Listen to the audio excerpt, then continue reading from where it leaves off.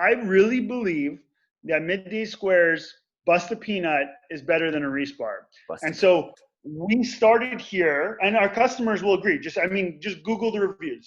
We started with Fudgia, and our goal every time we develop a recipe is to beat that. Is we want to be putting out products that are beating confectionery competitors at flavor, and that's really been a challenge.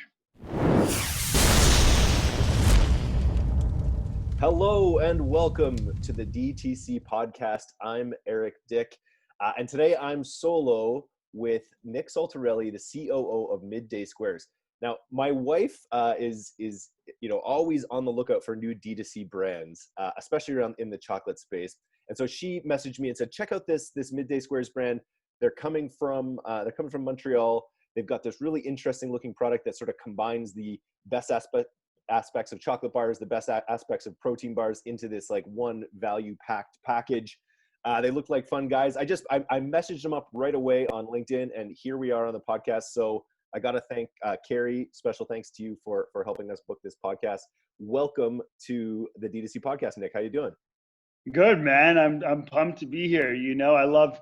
I think the podcast game is one of the most special games in the world for where the world is going, and it just unlocks so much knowledge sharing. And I really think if you ask what's the difference between this generation and the generation before us, is we've unlocked a new channel of knowledge sharing. I mean, it's no longer just the web and Google searching. You get to kind of tap into different networks and listen. I've been a big listener of podcasts my whole career, and so I'm excited to be part of them.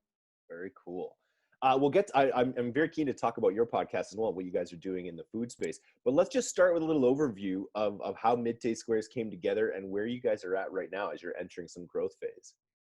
Yeah, no. So we actually just finalized our second year of business, which is crazy to think about it. It's already been 2 years. So we just celebrated our anniversary literally a day ago, and the whole idea for Midday Squares started very organically because my wife, at the time, we weren't even actually husband and wife. We were both just really good friends. I invested in her clothing company. I had a software company before this, and pure luck, dude. My brother called me. I was in the last year of university. He's like, "Hey, I need help building this company. Could you come help me do it?" I ended up getting in as a fourth equity partner, and we had a huge success over 7 years. We sold that company 3 years ago, and so that's when I turned my attention to what I wanted to do next in my life. And I loved my wife as an entrepreneur at the time. She's just the most badass entrepreneur I know. And so I invested in her clothing company out in New York City. Long story short, that company didn't work out, but we ended up getting to work really closely together. We realized, that we work really good together, that we actually love each other, and we're probably going to start dating and getting married and all that jazz. But this, wasn't obvious at the time. But so we started actively trying to figure out what we were going to do together. And it was super wild because a lot of people were like, "Oh, did you just, stumble into Midday Squares?" And the truth is, it was like we tried in the 3 years after I sold my company, I tried a lot of different stuff, and I couldn't get Mojo going anywhere again. And then my wife was like, "Okay, let's really sit down and plot out what my network is, your network is, and figure out what that idea is going to be." And my dad died when I was 10 years old, not the point of the story, but he was a wicked food entrepreneur. And I always kind of had this longing to get back in the game. And my wife kind of knew that. She's a huge foodie too. And so when we looked at the networks, I mean, I grew up effectively almost my whole life around food, warehouses, fridges, trucks, you name it. It was something that was very comfortable, and I knew a lot of people in the space. And she grew up in a manufacturing family. My wife, when it comes to manufacturing, is like, this is a girl that would sleep in China for 3 months in the factory. They would set up a cot for her. So she really is not scared of factory floors. And we were just like, okay, so we want to start manufacturing food. We didn't know what that was. And we actually started in the oat space, which is interesting because I still eat a lot of like boring morning oats in the morning. And I just thought it's such a lame product and that there could be more love. Sure enough, after trying really hard, we couldn't figure out a way to make it cooler and 10x better than what was on the market. We found a way to make it maybe 2x better, but not 10x better than what was out there. And Midday Squares, believe it or not, had already existed for 2 years. So this was an organic product that she started making circa 2015 or 16. And it was just a hit, but never in my wildest dreams did I think that that was going to be our business. And this is the key piece that was the aha in the shower moment. I'm literally in the shower because that's where I do my thinking. A good confidant, let's call it, I can't reveal the source because I don't know if they're under NDA, sent me some really solid information. And he deals with a lot of M&A activity, specifically in food, so mergers and acquisitions activity. And dude, real chocolate was on a tear. It was growing like 42% year over year. And that was chocolate that used, either it had to use cocoa butter, cocoa, and sugar. And it had to be less than 50% sugar, okay? That was on a tear. And vegan protein was still on a tear. I was a consumer of both of those things. And I found it so interesting that nobody had dedicated a product to those two categories. And that was essentially the aha moment of like, holy crap, Les is making this thing, which is really a baby of those two categories. And let's do it, because everybody that was in the chocolate space at that point was like the real chocolate, like Hugh Kitchen, Bean to Bar. You had all those Bean to Bar people, but nobody was going after confectionery chocolate market. It's so cool. I'm just looking at your ads right now on Facebook too. And I love the number one I see is everything a chocolate bar isn't, everything a protein bar wishes it was. And it's a really interesting mashup. We bought these. It's funny, even before you came on, like my wife bought the squares, and they really are super delicious. They're super filling. Like I was using them as like meal supplements, Yeah. but we can't legally call them that, but yes, that is what I use them for too. And Midday Squares, that's how you named it too, right? Yeah. And that came from the obsession with, again, podcasts, right? Like loved so listening to so many entrepreneur stories. And I was actually fascinated and always loved the 5-hour energy story. Mm-hmm. And I always loved the idea of naming your product with what the product's function is. And so we knew we wanted to center around afternoon. So here's another fun little interesting thing is everybody was focused on the morning breakfast category because it's the largest. But afternoon is like right around the corner and not that far off from breakfast. And nobody was really giving love to the afternoon game. And so we knew we wanted an afternoon to be part of the name. And the original Midday Squares weren't intended to be in square format. But then we realized that, hey, each square, the bar itself is so packed with nutrient and calories and good stuff that each square could effectively be eaten at different points of the day. And when we were doing our early on testing with like people that were eating it, it was obvious that we needed to keep it in two different kind of like ratios, and squares was what it was. And so when you came down to like, what the heck should we call this company? It was Midday and Midday Squares. Perfect. Tells you when, tells you what. Yeah. And it's sort of like, and it implies something we talk about a lot on this podcast, which is ritual. You know what I mean? It's like anything you can build that builds into someone's ritual, makes their lives better when they do it every day. You're going to benefit from it. And I'm sure that's what your marketing is kind of. Oh yeah. I think everybody should be like, look at what the cigarettes company did so well. Do you know that a large percentage of people are addicted to the routine and not even really the nicotine? I believe it. I was just talking with my friend the other day. He was talking about how he just like, he needs that cup of decaf in the morning just to get going. And I'm like, you realize that doesn't really make any sense, right? It doesn't, but it's part of, hey man, if it's part of your routine, it's part of your routine. 100%. And so absolutely. Like I always say it, even when we were really early in this business, if we could make it into our customers' afternoon decision making once or twice a week, we have a beautiful business ahead of us. Yeah.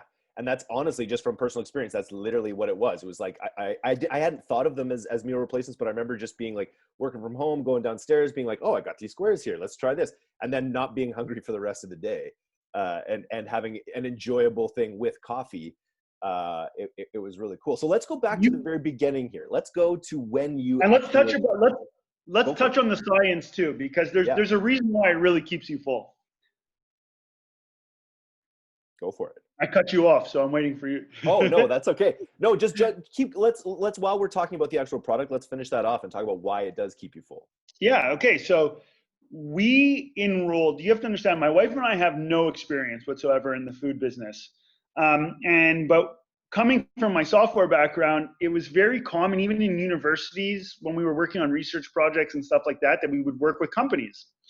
And so we called up McGill University, we cold called them, and we didn't hear back for like 3 months. So we started the product development cycle by ourselves, and then we finally got invited to McGill. We were speaking with the dean. And it was really interesting. The experience there was the dean at McGill was like, hey, in like 14 years of being at this university, we haven't graduated a successful food entrepreneur. And that, especially to McGill, whose ethos is really entrepreneurship based into all their education, was troubling for them. And so she's like, why don't you help me energize the student population and be that for me in terms of getting them excited about going on to take risk and being entrepreneurs. And I'll help you develop products. And that will be our symbiotic relationship. And it was beautiful. And until this day, we still work very closely with McGill.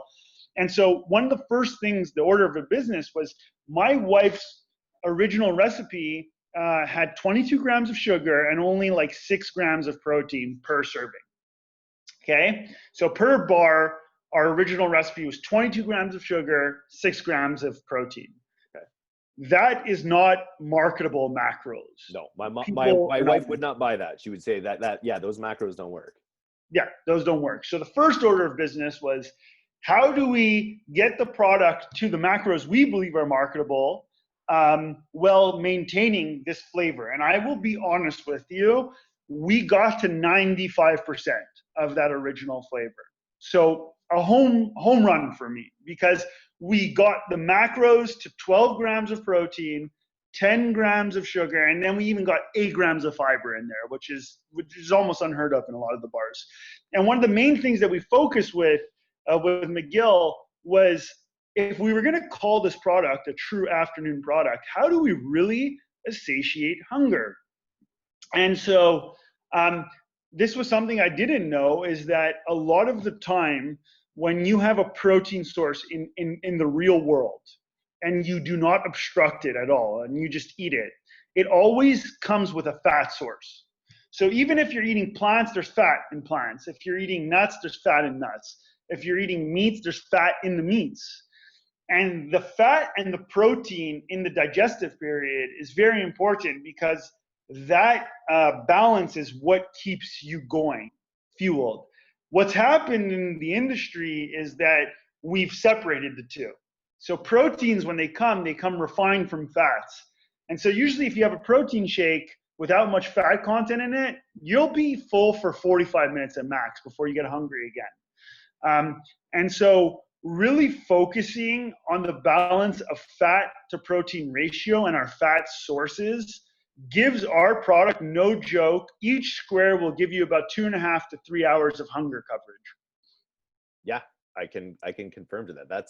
And that took us 84 trials with McGill to get there, while maintaining 95, which I would agree. Like, it's not, it's not going to be, 95 is about fair. There's nothing that is detracted from it, and everything that you're eating, because you can see all the ingredients in there, it just lends it to be like, okay, yeah, this is, you can tell it's a little bit better for you, but you only sacrifice the smallest amount.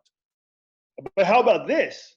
We as a company are getting better and better, that our newest product, in my opinion, beats our confectionary competitor, Reese. I really believe that Midday Squares Bust a Peanut is better than a Reese bar.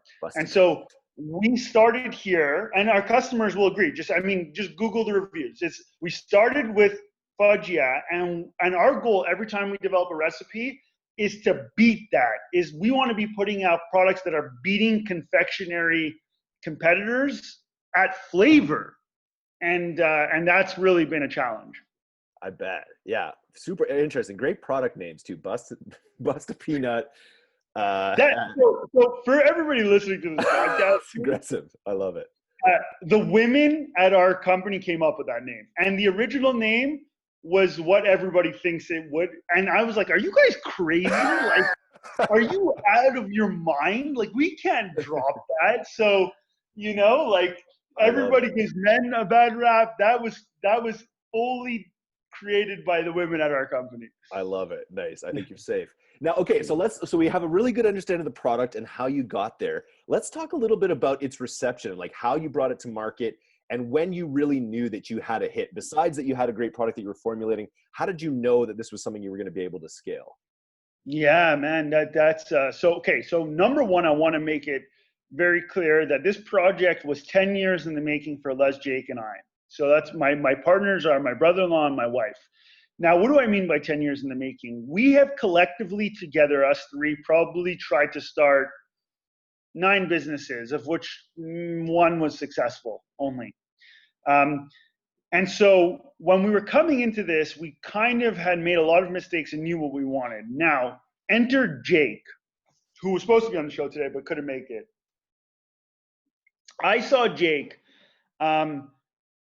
basically start this line called Chase and Hunter prior to this business. It really had no business model, and Jake will be the first person to say it on this, is like, he doesn't fuck with operations. He doesn't like that stuff. He just likes being out there and being the hype man, the promo man for a brand. And to be honest, I had never seen someone execute at that level before. So Chase and Hunter really was nothing, but yet he had every university kid across the country rocking the sweatshirts. He was like, half the NFL were his best friends. He was being flown out to NFL camp. Like, I couldn't understand what I was watching unfold, but it was happening. And so him and but there was no business, right? There was no business behind it. So he was getting somewhere, but couldn't turn it into anything that was sustainable. And him and I would spend so much energy speaking with each other about what to do. And then finally, I was just like, I looked at my wife, I'm like, you know what Midday Squares is missing? And this was a year. It took us a year to develop the product to launch August 17, 2018. I said, this company's missing Jake. You and I are not capable of building a brand at that level. And he knows how to do it. And so I think we should approach him and see if he'd be down for this. And Jake didn't want to do it for like the first 4 months. He was like, man, I just came off of Chase and Hunter. Like, I don't see how we're going to win in the chocolate bar space. There's like 1 million people doing it. I don't think we're going to be successful at it. And I think I need to go get a job. And so I was like, okay, but I just kept on hounding him, for 3 months. And finally he said, yeah. And this was the key to the whole thing. And I really believe this applies to anybody trying to start any type of business in this day and age, is if you cannot garner people's fucking attention, you're dead. Doesn't matter if you could buy ads, if you could buy traffic, it's way too costly to do that. If you could not naturally garner people's attention, you will not succeed. That is my opinion. And so Jake came in and was like, okay, here's the story, guys. This is what we're doing. I'm like, okay, let's go. What's up? He's like, this is the epiphany I had. Instagram and YouTube are hungry for entrepreneurship. Television is hungry for entrepreneurship. But everybody that's dominating those channels are like hustle porn. Yeah. And everybody, like, the world doesn't need another Gary Vee. Like, I'm cool with Gary Vee. I like what he does, and we only need one Gary Vee. And so Jake's like, let's give another authentic version of entrepreneurship, and let's just show everything. Let's get the cameras running day one. And this was honestly, Jake, the biggest gift ever, because we have literally footage from the first day we started the company. Wow. Like hundreds of hours of footage of the entire journey. It's magical to watch when I get to go rewatch it. And so he's like, so we're going to record everything, and we're going to start. You're going to use your Instagram, Nick. Les, you're going to use your Insta, and I'm going to use mine. This was 2 months before launch, and we're going to just start teasing our communities that we're working on something. And let me tell you, we all, like, I only had like 700 followers. My wife saying, like, it's not like we came in having a big following that we were going to turn on. It was a grind, but man, we started posting cool content about getting ready to launch with a little bit of a secretive factor, but not too much. And people started getting interested. And then the launch came around. And to answer your question, how do we know we were onto something? We had this idea of two things. These were the two critical points. Was one, people need to buy into stories and not products. And so how are we going to do that? We got to get them interested in the founders and the story of the founders and our journey. And what better way to do that than to put a Polaroid of us three fucking wackos in each order with a handwritten note that said welcome, like welcome to the journey, and here's our Instagram handle, and check us out. So that was one. And two was, how were we going to get some type of virality out there with that? And that's when my wife had this idea of bringing out a sample program. So this was critical for us. I don't think the company would be where it is today, where we launched the company with a 50-cent sample program. And it was only really in the Montreal area. Toronto a bit. We were sending out packages for only 50 cents. But here was the idea behind it was, let's make sure we're attracting people that are really committed to trying the brand. And the only way to do that is to force people to take out their credit card, even if it's a nominal charge like 50 cents.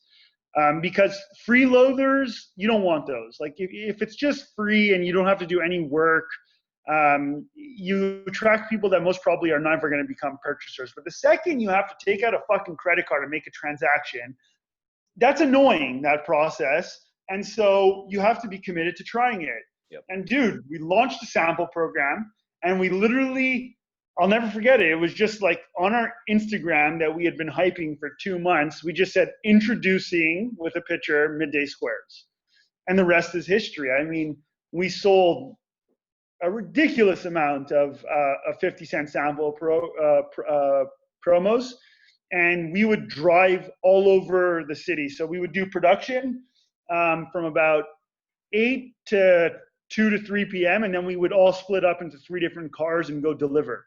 Amazing. And yeah, and that was just organic. There, you weren't running any ads to that. That was just through no ads. We didn't run ads until $1 million of revenue. Yeah. Yeah. Amazing. So no ads whatsoever. But we did spend money on content. Yeah. And what do I mean by that? Our first employee ever was like a videographer. It wasn't anything else. Like, so we weren't spending money on paid acquisition ads, but we were spending money on producing content. Amazing. Which grew the business. And yeah, and it got out of control, man. How did it affect your personal followings? How did it affect did you guys grow your personal followings as well through this strategy? Or did it just kind of all funnel into Midday? Get most of the people that gave a shit from our personal followings onto the Midday Squares page. And then we only used Midday Squares from then on. So cool. So and what are you at now with Midday Squares in terms of followers? 30,000 roughly of like hardcore organic followers. No, and Canadians. Canadians. That's yeah. And also the US. Right? Yeah.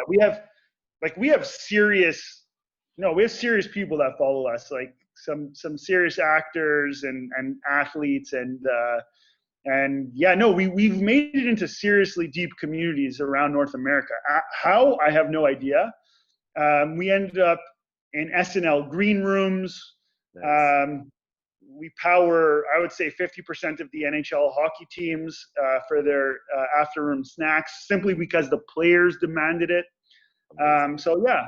So tell me actually where you're at right now. And I know that you just said you didn't run ads until you reached $1 million in sales. What are you comfortable saying as a company? What have you guys achieved, and what's your next big milestone you're trying to break?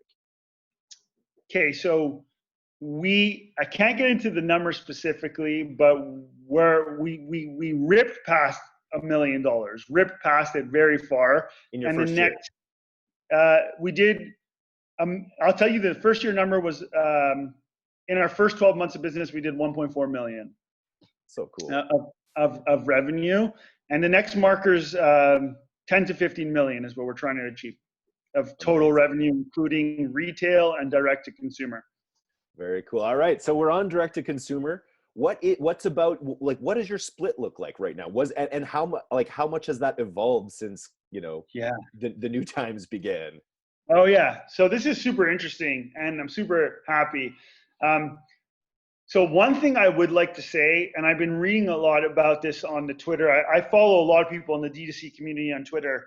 I really believe if you're getting into business today, you need to be omni-channel priced. What does that mean? The days of cutting out the middlemen as a D2C pitch, in my opinion, are over. You need to have people in your infrastructure that are making money off of you for it to amplify. I challenge you to think that the more people you get involved in making money with your company or brand, the better and bigger your moat will be. And so what do I mean by that is D2C is very a costly channel that people underestimate. And so you're dealing with the endpoint logistics for everybody, and you're constantly having to remind people of their total cart values on D2C to continue that purchase, where it's a lot easier to end up in people's weekly carts if you tap into where they're already shopping for aggregate. So look at your aggregators. So meaning in grocery, a big part of the business is still the largest part of the business is still happening at retail. And so when we got into this, we knew that we needed to have our pricing structure be able to handle retail margin. So make sure that retailers can make money with Midday Squares. We knew that we needed to handle national distribution in there. So distributors can play a part in getting us to everywhere we need to be. So we need our pricing to be able to allow distributors to make money. And then brokers, which are going to handle your regional channels.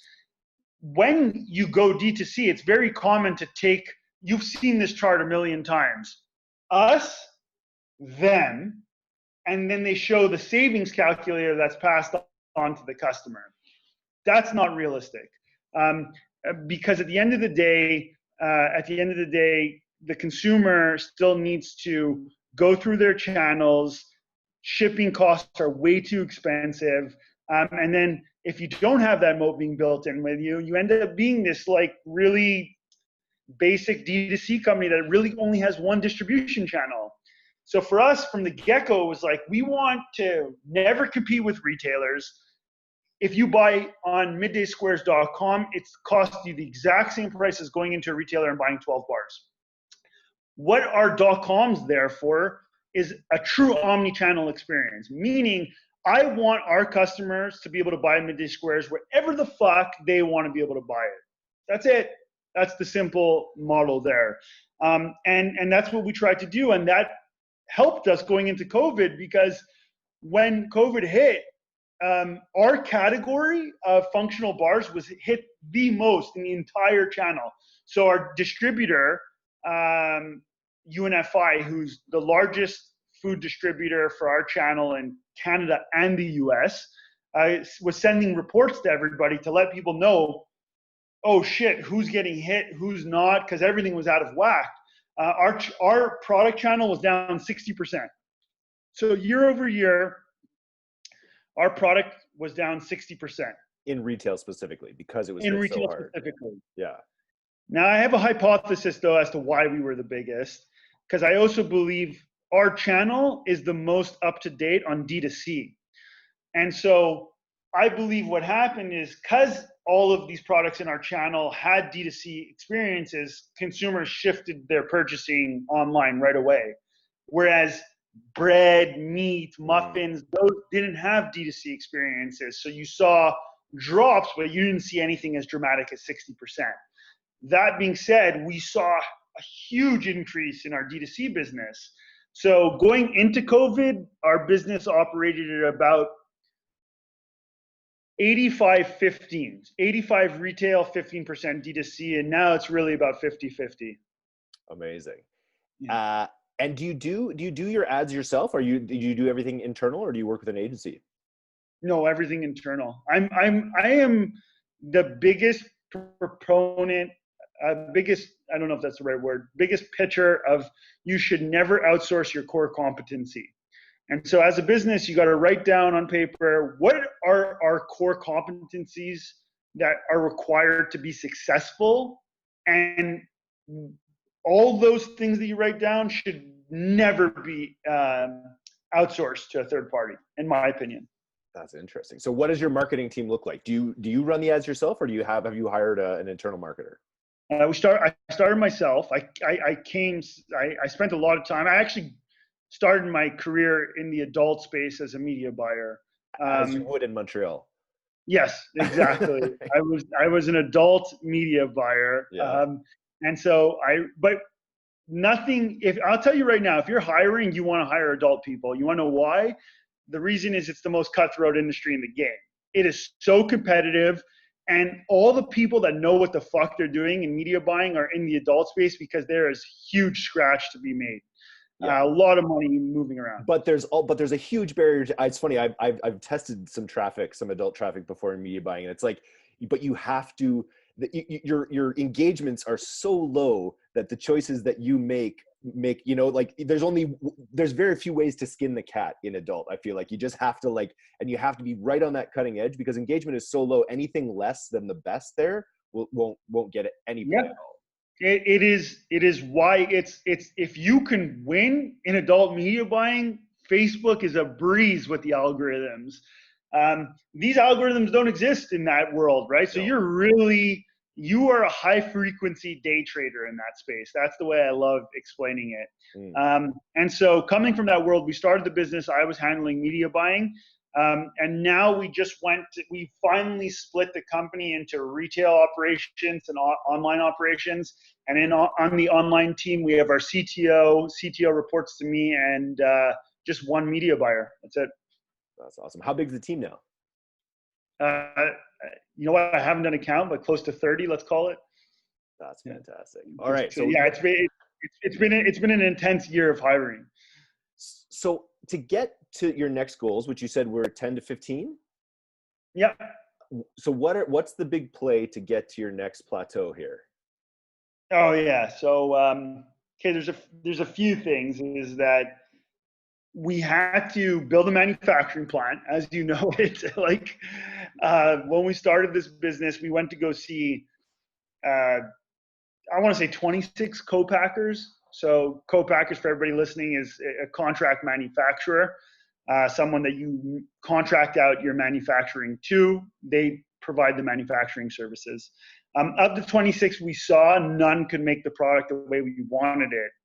Again, which kind of goes back to core competency, right? Like we left every single one of those co-manufacturing meetings, and they were like, our product started to look like shit that was on the market. And it's like, no, that's not how we're going to be successful. Like, we need to bring something truthfully unique.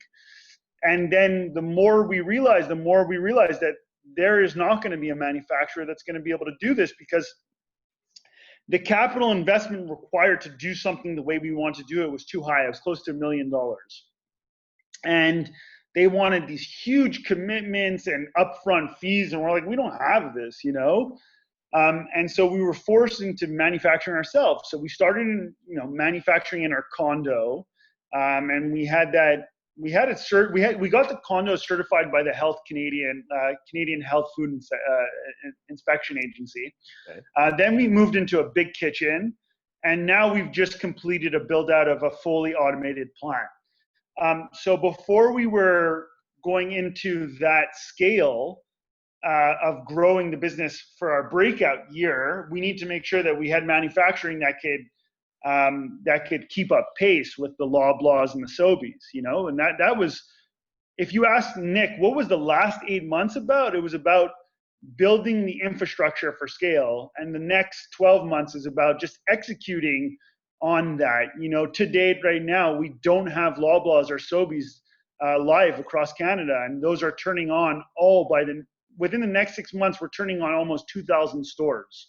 That's a lot of stores that we got to manage, and then on top of that, we're scaling our D2C efforts naturally by the customer base continuously growing, and also by expanding our geography and launching the US. Very cool. In a meaningful way. What does that mean to launch in the US in the meaningful way? And again, will that be both D2C and retail as well, launching simultaneously? Do you already have the retail research and connections there?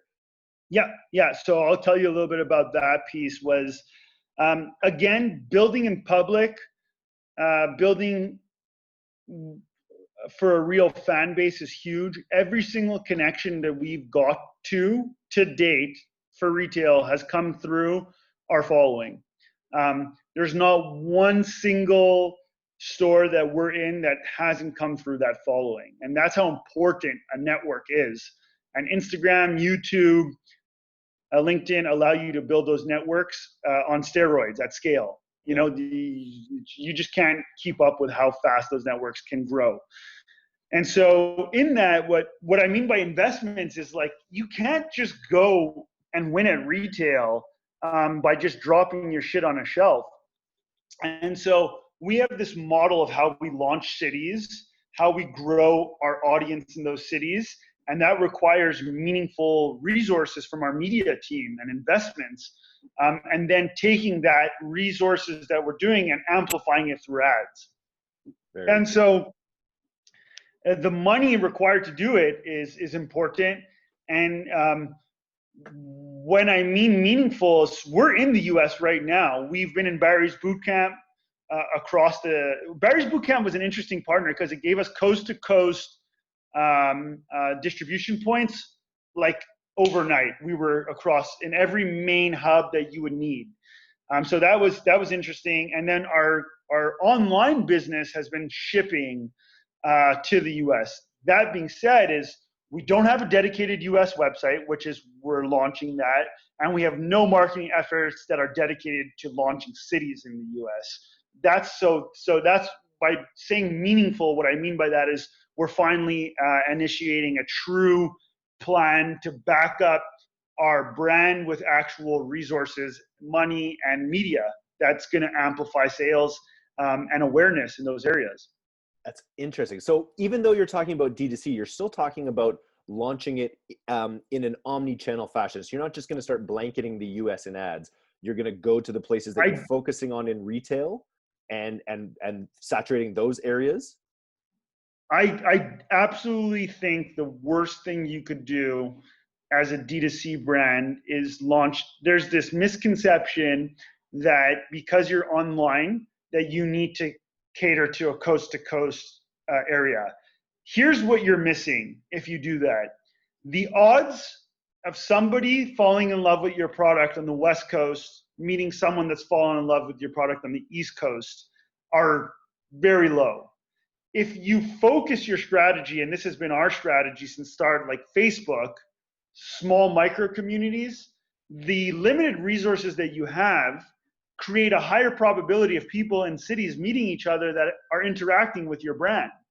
And so, because we can't afford these $1 million rollouts, I'd much rather put my efforts into Boston, Massachusetts as a city, because it's got a small geographical footprint in terms of size of the core downtown, and launch the product in Boston with true resources, and have people in that exact city feel excited about the product, rather than us launching the US and having someone in California and Boston getting excited about the product.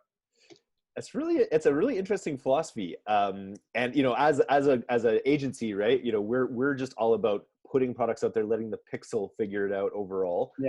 But I wanted to add, and one thing we're always wondering, especially with food marketers, we're working with some really interesting food brands. Have you been able to prove out a relationship between advertising spend and in-store purchase boosts? Because that Yeah. seems to be what you're going for there, right? With this overall lift, so that not only is someone going to see an ad for it, they might see it on a bus stop, or they might see someone eating it, or that's that sort of like cumulative effect you seem to be going for by these targeted launches. Yes. Absolutely. I won't go into. I'm here. Okay. Save it for the So mastermind. no, not even for the mastermind. Here's my belief, and I'm open with everybody. Everything myself, Nick Saltarelli, that I've learned to date is free on Google, and so I possess no more information than the next person. I have no secret source that I go to. There's nothing secret about what I know, and so I do push people to learn how to fish rather than giving them fish. The next point I will say though is I believe that you should be looking and reverse engineer this how you want. If you're another food brand you should be looking at total sales divided by advertising spend to come on a daily basis to come to a true CPA. So not just based on the channels you're marketing, because it's unfair to state that only the people that bought through a pixel were customers that were influenced by your marketing. Totally. So we look at dollars spent per day divided by total customers, first-time customers. Very important, first-time customers. And then there's some magic that happens on how we distill that. And LTV, like the new thing is of course, having multiple views on your profit and your revenue, but the big one these days is LTV. Oh yeah. And making sure that you're even if you're just breaking even or even losing on that first purchase, as long as your LTV kind of works over time. What are your repeat purchase rates from customers in your first 2 years? Okay, so that's another piece I can't go into because I don't even divulge this but they're very high. Okay. And the reason why they're very high is because I believe that the effort that we put on our community is only good because we've delivered truthfully a 10x better product than what exists on the market. And so what I will say is that LTV is something that should be looked at and managed, but a lot of the energy should be into solving customer pain point rather than singular optimizations of A/B testing and stuff like that, and how many emails you can send to regain the person. And I find too much energy is spent these days on how to convince a customer to buy again rather than how do you make a product that automatically makes a customer want to buy again. And I'm not saying you shouldn't have budget associated to the second one. I'm just saying I think we're overestimating how much effort should be put into that second tier versus the first tier. Got it. No, that makes sense. Like there's too many mediocre products on the market that are spending a ton on retention versus figuring out how to make their products just 10x better than the competition. Then they'll naturally retain as well. It's like so much easier. Yeah. Nice. Okay, we got about 15 minutes left here, and you wrote down some other really interesting. Is that it? Yeah. My editor kills me when we go over an hour. I think we'll definitely have to book another one here. We'll have to get your brother on too to have a full hype man experience. Got it. But let's talk a little bit about some of these other notes you read. Like, so you're talking about like what your focus is in on now, and I feel like operations is something. I was just having a talk with the agency, and we mostly hire these full stack media buyers. We have all these creatives. We don't have much in the operations part of the business, even though we're approaching, almost 50 employees now. Wow. And I'm interested in what your role like in operations and leading systems and how important that's been to your ability to scale. Oh, I could distill this down pretty simply and you can ask everybody. My job in systems and ops is to be what's the word I'm looking to be the treadmill that allows the company to increase speed without killing anybody. So my sole job every single day is how do I make every single person in this organization be able to run a little bit faster without feeling like they're running faster. And that's super important, because if you force people to run faster without the infrastructure to not make them feel like they're running faster, what you will lead to eventually is a burnout or a collapse, right? Chaos. So you got to make moving sidewalks like at the airport. Yes. Right? And that is what I'm building. You absolutely nailed it. Is how do I fluidly go into the business and allow for everybody to move faster? And this comes to the idea of decentralized versus centralized decision making. Something I'm really, really passionate about is how do we figure out velocities and how do we get people moving forward really quickly? What we've done in our area is, instead of having everybody focused on problem solving, we created one team that's just problem solving, okay? Problem solving and systems. Meaning, if you, in your other units in our team, so we have a retail team, we have a marketing team, customer activation team, if you guys encounter problems, don't try too much to solve them. Try a little bit, and if you get somewhere, great. But immediately come to this one centralized, like, special ops team, which is 2 of us, and just explain to us the problem, and then leave that problem with us to solve. Now, the reason why I like solving it from this unit is because we're able to usually solve it in a way that allows every single person in the organization to move faster rather than that individual unit. And what I'm constantly trying to work on is, how do I make sure each individual task force has the freedom to execute at a really fast speed while having a central command base for extreme problem solving, so that we can allow the entire organization to move quicker. And that's what I spend 99% of my time doing. Is sort of sorting out between those, because that's an interesting balance, because you want to have your employees be fully incentivized and be able to be autonomous in their areas. But then, that being said, you need to make sure that their learnings and what they're actually generating goes back through the whole organization, so you're not having to repeat it over and over again. Yeah. And also, we work on 2 KPIs. Everybody knows what our North Star is. And it's like, guys, you were hired to get us closer to that North Star. I do not want you to spend a minute more than you need to solving problems, because every minute you spend solving problems is 1 less minute spent executing on our North Star. And so let's allow our special ops team to do that. Like, there's a reason why the Army exists, the Navy exists, and then you have Navy SEALs. Yep. Because Space when you need Force shit now, done, sorry, say that again? Space Force now too. Yeah, Space Force now too. When you need shit tactically done and efficiently done, you call in your special ops, because they do it in a speed that would take the regular teams a lot longer, and thus use their time inefficiently. I like that.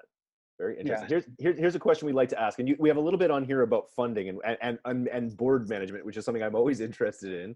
But I wanted to ask you right now, if you had a $50K grant, if Trudeau was like, you don't have to pay this back, you get a $50K grant to grow your business, what part of the business would you put it in right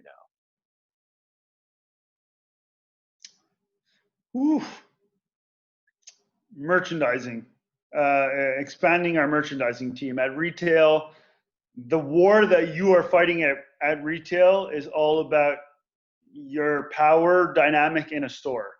And it really is a war. I tell you, you're competing against companies like Frito-Lay, Pepsi, that have armies in the store every day. So yeah, I would spend it there. I think that's where our company needs the most help. And that's literally in sampling. Is that mostly in sampling that goes into merchandising and sampling? Like, you're paying more for shelf space kind of thing. Not even paying more for shelf space. You'll literally walk in some days and your shit will be moved. And it wasn't the manager that moved it. It was another sales merchandiser from another company that moved it. Interesting. It is the Wild West at grocery store level. Like, they are understaffed.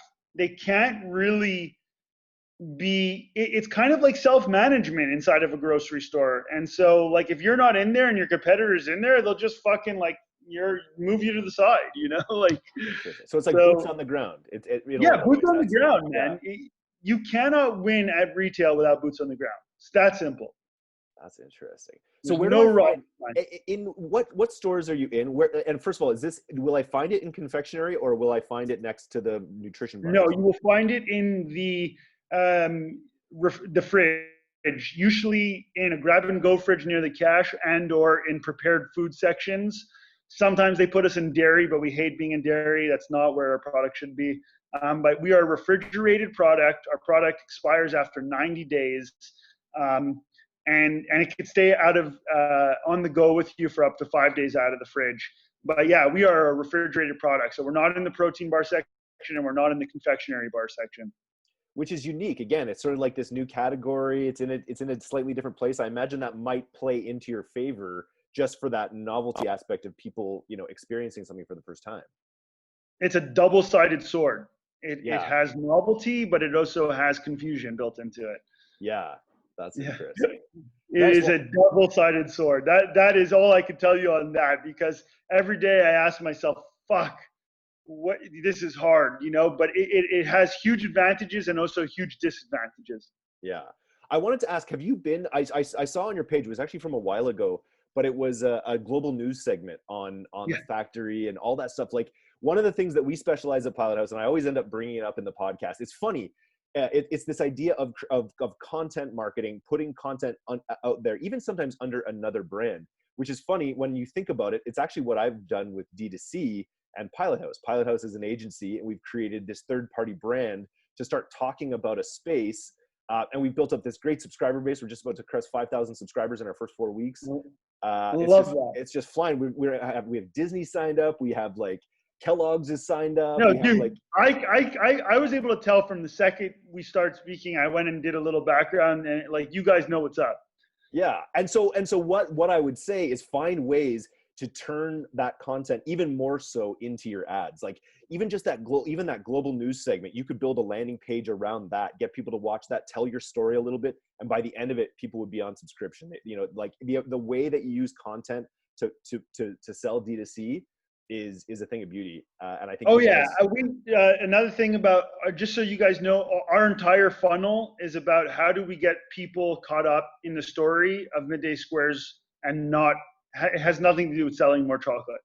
Yeah. So the funnel is how quickly could we turn a cold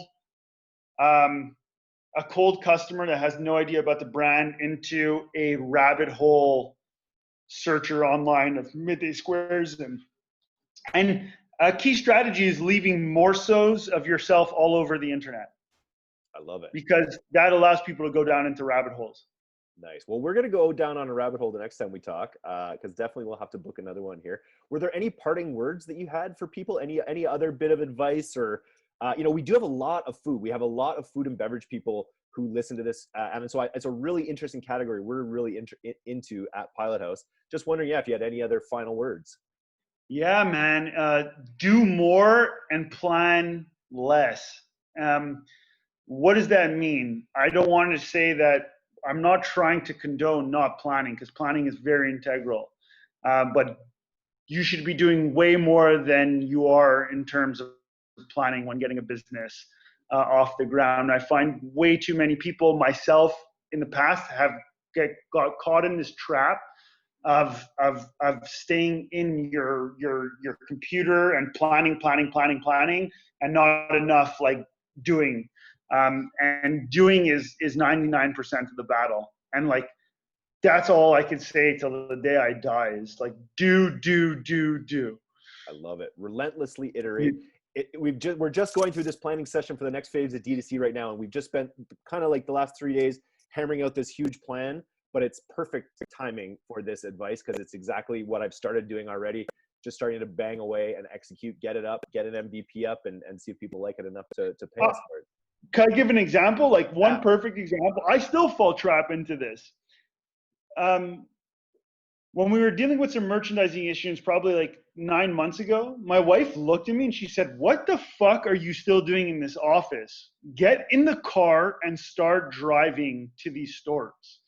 And I was there in the office trying to solve the problem with systems because I get in my and I literally got in the car with Jake and we went on a 3-week road trip and we did more damage than we could have possibly done from our office. And there was no plan, there was no nothing. It was just get in there and execute. And that really changed the company's trajectory at that point. And I mean, what better example of doing versus sitting and planning is than getting in a car and going on this massive 100. I think we did 110 stores in like 6 days. Unreal. That's the stuff that legends are made of. I gotta also just shout out to our wives. Our wives, my wife brought us together. Your wife has been such an Midday Squares wouldn't exist without her. Exactly. Oh, the last thing I have to mention, I'm a huge fan. I love swag. I love brand building. And the last brand I built was called iStack Training. And we used our most successful piece of like branding was something that used a little bit of the Supreme logo, had a little bit of that italic font. And I have to say, I've noticed it with Midday Squares. Was that a conscious decision to kind of go after that premium brand positioning? Yeah, 100%. It was a conscious decision. It was something that we felt would evolve over time anyways. And so why not tap into the nostalgia of something that already existed?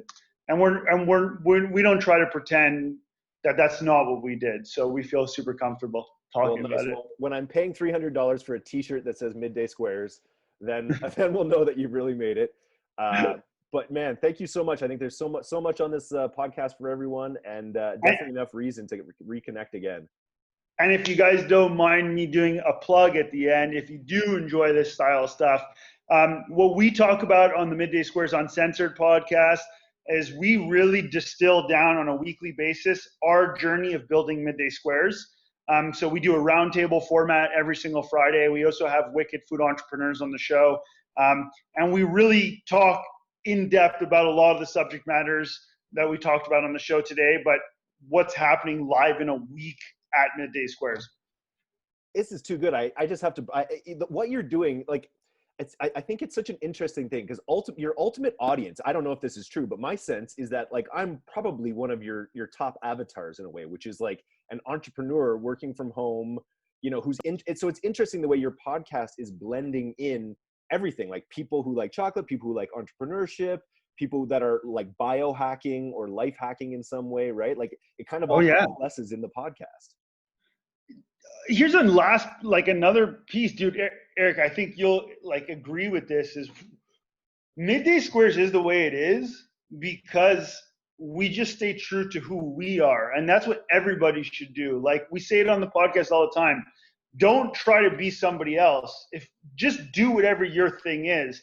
And why Midday Squares vibe is the way it was, and me and my wife even talked about this. We're not yogis, we're not cyclists, we're not vegans 100%, but we do a little bit of cycling. We love it. We go to yoga every now and then. We go to, we eat 85% of our meals vegan. So our brand needed to be an extension of that.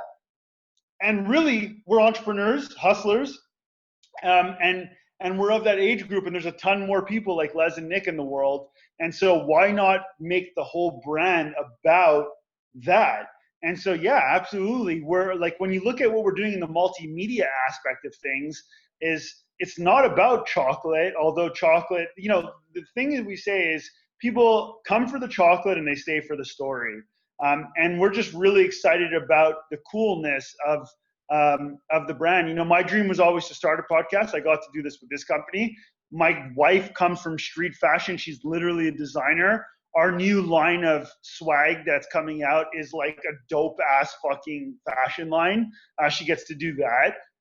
And we believe our audience that is like us is going to enjoy all this shit. So yeah, I mean, that's why it feels the way it feels, is because it's really authentically who we are. Great note to end things on. It's inspiring for what I'm trying to build here. Excited to be building some great things alongside you. We'll definitely have you back. And we're just planning some of the things that we're going to be doing. One of the exciting things we want to build towards is once we can all travel, we're going to book a pretty badass mastermind in some form place. And we want to bring in some of the impressive entrepreneurs we've interviewed to like speak at this. So you'll be high on the list. Dude, I would love it. Good people are hard to find, and this whole type of networking, which is networking in public, I like to call it, is how I've met the coolest people in my life so far that are new friends. I'm 100% the same way. Cheers, Nick. We'll catch up again soon. Cheers, brother. Okay, bye. Are we actually buying, or is it only for the show?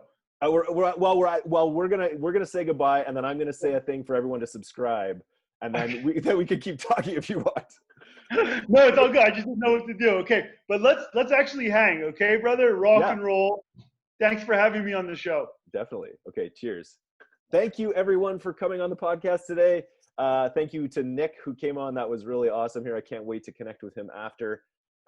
Make sure you go to directtoconsumer.co. If you haven't subscribed yet, directtoconsumer.co. Subscribe for our free newsletter. We just put out our 6th one last week. We're up to 5,000 subscribers. We have some of the most exciting brands on our list joining our community, joining our newsletter. We're working on some really exciting things that we're going to launch as well. So I'm super excited that you're listening. If you're listening at this point still on the podcast, thanks for listening.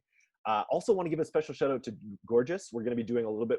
Gorgeous has come on as our very first sponsor for the podcast, as well as for the newsletter. So I want to give a special shout out to Gorgeous. If you're looking for the best customer service Shopify app plugin, you got to get to take a look at Gorgeous. They're a way to turn your customer service into an actual profit center.